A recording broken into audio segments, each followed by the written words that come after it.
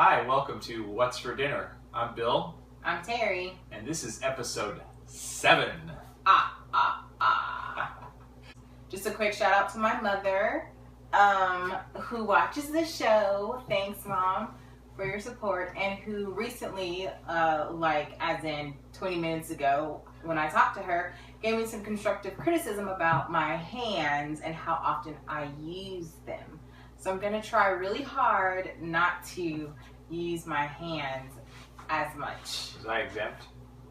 No, you have to. I have the same problem. You have the same problem as well. So we are going to try and sit on our hands and not move them as much. I don't know if I'm going to do this the whole show. I don't know either. I'm not sitting on mine. Obviously, mine are right here, but I'm going to try and keep them.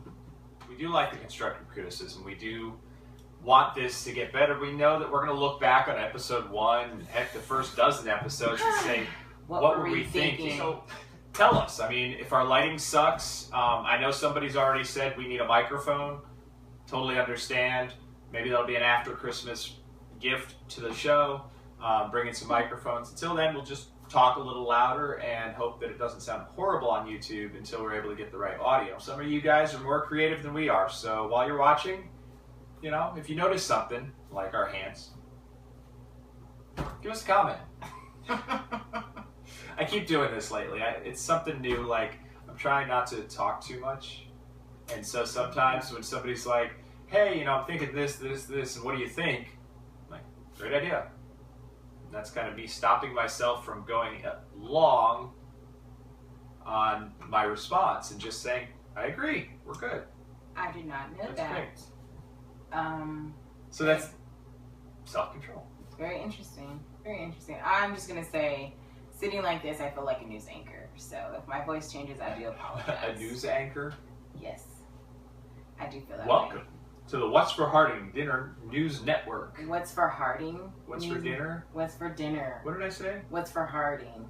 Oh, the YouTube channel is Two Hardings. The Yes. show is What's for Dinner. Yes. And so if they post to social media, they have to put hashtag What's for What's dinner? for Dinner. Anyway. Ask us a question. You could ask us a question on Instagram, on Twitter, obviously on the YouTube channel once you watch it, or on our Facebook and whatever else. And we'll follow up with you. Ooh, maybe we can do a Q&A one day. I like it. That'd be cool. Okay. I was also thinking about maybe a confessions episode. Like, Terry films one by herself and kind of tells you what she really thinks about me. But And I film one myself and kind of speak really highly of her. No, he won't. So, hey, you be the judge. Put in the comments down at the bottom. If you want a Q&A show, put Q&A show. If you want confessions episodes sprinkled in between these, put that down too. We'll see what our audience thinks. Yeah. Okay, so... Because I think I already know what my wife thinks. Oh. I'm trying to, like, reel him in, and I wish I could go like this, Like, shut up already. Okay. Man! What are we going to talk about today? Well, moving on to the next segment. Do you even want to talk about what we had for dinner, or do you want to just wait for dinner? I mean, do you want to wait until after? Well, Because we're trying to talk about, like, a serious... Yeah, to catch up the new viewers, What's for Dinner isn't really about What's for Dinner. No, it's about what we talk about at dinner. I meant what we had for dinner. Well, we had dinner. We could tell them. It's not a secret. Actually, it was a really good dinner. I slaved away at it. It was so hard to make. Had to drive all the way to Publix and wait for the chicken to get done, and then carry it all the way to the register and bring it home. And, well, you set the table, grab the paper plates. So, would anybody else find it weird if you're eating chicken and wedges and potato salad and your wife gives you a spoon? Anybody? I didn't see a problem with it.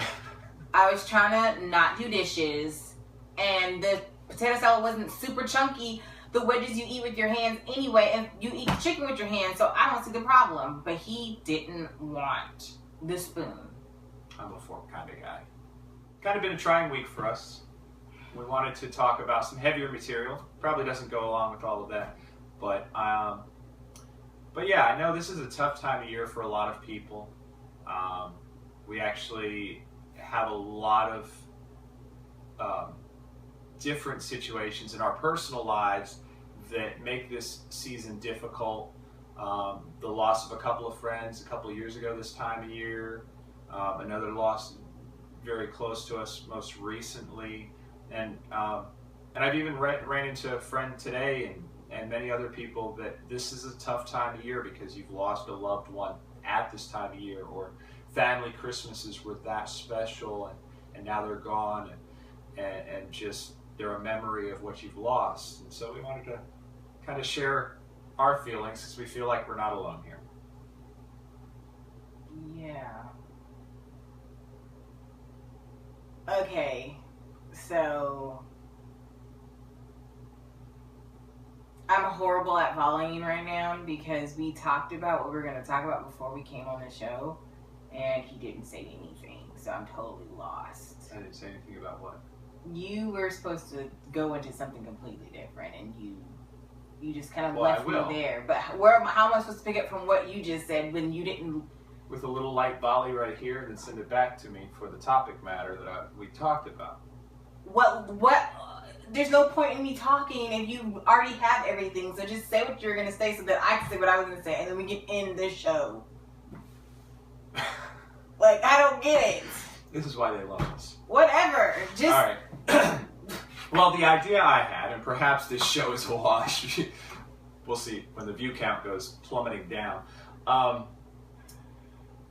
What I've gone through and what I've gotten to go through personally as I've searched for answers and searched for how to deal with it is that the greatest comfort for me is knowing that grief, no matter if it's the friend I lost in a car crash, no matter if it's a family member, no matter if it's somebody else that's deeply hurt with their situation, I realized that grief is a gift.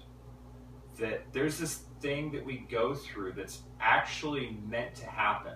When you lose someone, when you lose a situation even in your life, and you grieve over what once was and now isn't, or once what you used to see is now not reality, in that pain, there's two choices. You can bottle up and hold back, or you can vent, you can release, you can find peace. And so for me, grief is a gift. We're walking through State Fair a couple months ago, and grief just hit me. And I, rather than trying to hide, like, hey, let's go distract me so I don't cry, just came up to my wife and said, hey, I'm sad right now. I'm crying right now, and I don't want to hide it because I don't want to lose the gift that is this moment. So that's what I would offer to anybody that's going through tough times is when you look at the moment where you're going to get sad or going to have a bad day, say, is this happening to hurt me, or is this happening to help me get through what already hurts? So that's all I have to say about that. That's really what I wanted to bring to the table. Don't go get soft on me now. I'm not. I'm just... Share what you have to say so we can... Okay, whatever. Like... I was trying to be real sweet and say, oh, babe, that was real nice. Was it? It was. And then you didn't let me... You were like, don't get soft on me. Anyway. Get soft on me. No, whatever. The moment passed. So... kind of along those lines, I just wanted to encourage you guys with, I guess, just accepting the support that you have around you during those hard times. Like with everything that's going on with us in these last, few months, it's been really hard, but it's also been a great thing to know that there's been so many people who are praying for us and who are crying with us and who are grieving and mourning right alongside us. And I would just encourage you to, when those people reach out their hand, you don't slap it away. You embrace it and just allow them to be right there with you, because the Bible talks about, taking each other's burdens and grieving with each other, and it's just really important that you let them, because that's what they're there for. And it's really important. I mean, it's really helped me heal, knowing that when I'm crying, there's somebody crying too. They may not be right next to me at that time, but they're at their house crying. They're in their car praying for me, praying for us. And it just really gives me hope, and it builds my faith, and it gives me the strength that I need to go on when it gets hard and it gets tough, which it does, and it kind of sucks. But knowing that there's friends there that are willing to, you know, stick it out with you makes it so much better. And so just embrace that and allow yourself to be comforted, and don't shy away from it, because it's a good thing. A lot of you may not feel this way, but I would suggest, if you are those friends, if you are those close people to somebody, that you don't shy away. That there is this opportunity to say, well, you know, I just kept my distance because I figured you wanted it. And that's a good thing, because some people really want that space, but let their response be their responsibility. I challenge you to offer it. If somebody seems to need that space, ask them, can I be in your life right now? Or would you like space? Because I guarantee you, a lot of times, somebody is just longing for somebody to show up, and you may have said, hey, I'm here for you if you need anything. That doesn't cut it when I really don't want to pick up the phone, or when somebody's really going through that toughest moment. They just don't want to express it. But if you're the one calling saying, hey, let me come over, just sit with you, and it made all the difference to me. Yeah. And so I say, let their response be their responsibility, because we could have told anybody, hey, we don't want you here right now. Like, it's cool. You need to leave because we need space. And that's good. But don't hesitate to be the support Terry talked about at the time that matters the most. You could make all the difference. Can I just side note real quick? Okay, if you really don't want to be there, don't have the open invitation, like, call me whenever you need me, because that's crap. Just plain and simple. Like, it's okay that you don't want to be there. Like, it's perfectly fine, but don't say that you want to be there and then you really don't want to be there when people call you, because that's not fair to anyone. Yeah, we're trying to be real with you. I mean, and you could be real with us. You could be real with those other people that we reach out to. I mean, I know several people came and they were like, it was just too tough to get together. That's honest. That's good fine. With us. No problem. I'm not sending out a message to anybody that didn't show up, because if it was tough for you and it was tough for me, we're not going to make it any easier on each other. Yeah. That's all good. Thanks for watching episode 7. Look forward. We're going to try to get another one in the bin before Christmas, so I'll be looking forward to that while you're enjoying all that food and presents and I don't know, the parade or whatever's going on, and you're scrolling through your social media. Stop on our video, click on it, watch it for a few minutes. I'll try to not to make Christmas as long as this one. But thanks for watching. Don't forget to leave your comments, subscribe below, and see you soon. Bye.